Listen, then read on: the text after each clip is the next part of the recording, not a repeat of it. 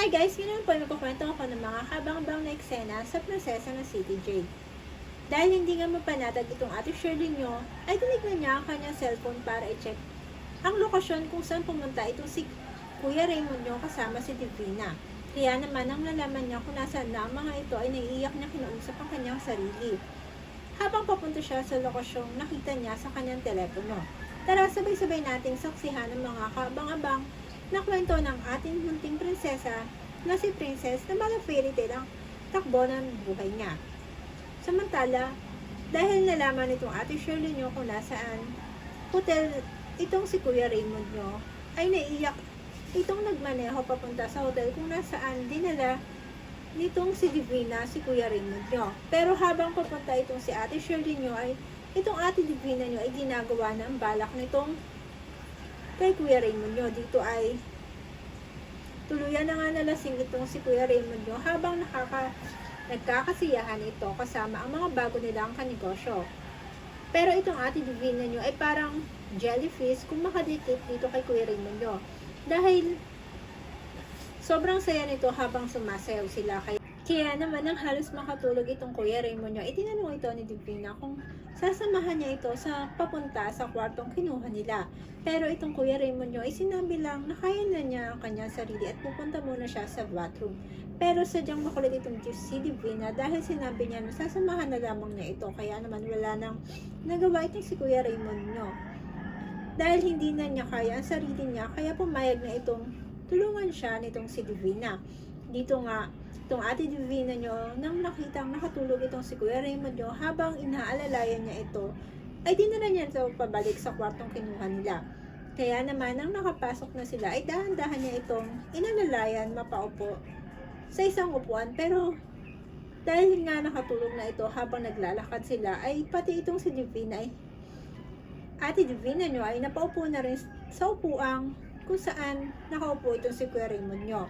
Dito nga, tinitignan niya itong si Kuya Raymond nyo habang tulog ito at sinabi niya na gagawin niya ang lahat para mahalin lamang siya muli nito at para mabuo na ang pamilya nila kasama si ate Levy nyo. Samantala, habang nagmamadali itong si Shirley papasok sa hotel ay abot-abot ang kaba na nararamdaman nito sa kanyang puso dahil alam niya na nararamdaman niyang may ginagawang hindi maganda itong si Divina na nakukuha na nito ng tuluyan si Kuya Raymond nyo. Kaya naman nang sinabi sa kanya ng isa sa mga nagtatrabaho ang numero ng kwartong inirentahan nila Kuya Raymond nyo kasama ang mga bagong investor nila, ay kaagad siyang pumunta sa elevator para pumunta sa room number nila Kuya Raymond nyo. Dito nga, nang makapasok na siya sa loob ay nakitang-kita nitong ate Divina nyo na halos halikan na itong si Kuya Raymond nyo habang nakaupo ito sa kandungan nitong si Kuya Raymond nyo. Kaya naman halos pasigaw niya sinabi na layuan nito si Raymond na walang kamalay-malay sa ginagawa nitong si Divina. Kaya naman gulat na gulat itong si Divina nang narinig ang boses nitong si ate Shirley nyo. Kaya naman nagulat itong nakatingin lang kay Shirley na nasa pinto. Dito ay galit na nilapitan ni ate Shirley nyo si Divina at kinaladkad ito palayo kay Kuya Raymond nyo na halos nakatulog na sa kalasingan. Kaya naman nang nawala ng balanse itong si Divina dahil sa ginawang paghatak sa kanya nitong si ate Shirley nyo ay napaupo ito sa sahig. Dito ay habang nakaupo itong si Divina sa sahig ay patuloy lang na sinasabi nitong si ate Shirley nyo na layuan na si Kuya Raymond nyo. Dahil kitang-kita niya na ngayon na gusto pa rin ni Divina itong si Kuya Raymond nyo. Dahil sa nakita niyang paghalik nito kay Raymond kahit pa nakatulog na ito sa sobrang kalasingan. Pero itong si ate Divina nyo ay sadyang hindi papatalo at sinabing mali ang iniisip nito. At nasubsob lamang ito kay Raymond dahil nilalalayan niya ito. Pero hindi nagpatalo itong si ate Shirley nyo at sinabing layuan niya si Kuya Raymond nyo. Kaya naman nilapitan ito ang natutulog na si Raymond at dahan-dahang ginising para makalis na sila. Kaya naman nang nagising na ito ay nagtaka ito nung nakita ito si ate Shirley nyo. Kaya naman masaya nitong tinanong kung paano nito nalaman kung nasaan sila. Kasama ng mga bagong investor nito dito ay sinabi nitong mabuti ay nakahabol ito. Pero sinabi ni ate Shirley nyo na umuwi na sila dahil lasing na ito at umuwi na rin ang mga bagong investor nila. Dito ay masayang umakbay itong si Kuya Raymond nyo kay Sherlyn. Parang hindi nito nakita si Ate Divina nyo na nakatingin lamang sa kanila. Kaya naman itong si Ate Sherlyn nyo ay taas noong dinaanan lang itong si Divina na hindi man lang nagpaalam dito. Kaya naman nang nakalis na sila Ate Sherlyn nyo at Kuya Raymond, dito ay nilabas na niya ang tinatago niyang inis nang dumating ito si Sherlyn. Kaya naman tinawagan niya ang pinsan niyang si Jen at sinabi nitong puntahan siya sa bar ng hotel at gusto nitong magpakalasing dahil sinira ni Sherlyn ang gabi na sana makukuha niya na muli si Kuya Raymond nyo. Kaya naman habang hinihintay niya si Jen sa bar ay siya namang panay ang order nito sa bartender. Samantala itong ating bida na si Princess ay kausap nitong si Ate Mimi nyo. Dito ay kinamusta niya si Ate Sherlyn nyo dahil naabutan niya itong umiiyak kanina. Kaya naman natanong niya kay Mimi kung maayos lang ba ito at si Kuya Raymond nyo. Kaya naman sinabi nitong nagiging maayos rin ang Ate Sherlyn niya dahil nakita na nito kung nasaan si Kuya Raymond nito. At pauwi na sila. Kaya naman habang naglalakad sila ay dumating itong si Ate Levy nyo at sinabing layuan niya si Kuya Saver nyo. Dahil kahit nasa loob ito ay wala itong ginawa kundi ang lapitan si Kuya Saver nyo. Pero imbis na patulan ito ng ating prinsesa ay hindi niya ito sinagot at nagpatuloy lang ito sa paglalakad kasama si Tita Mimi nyo.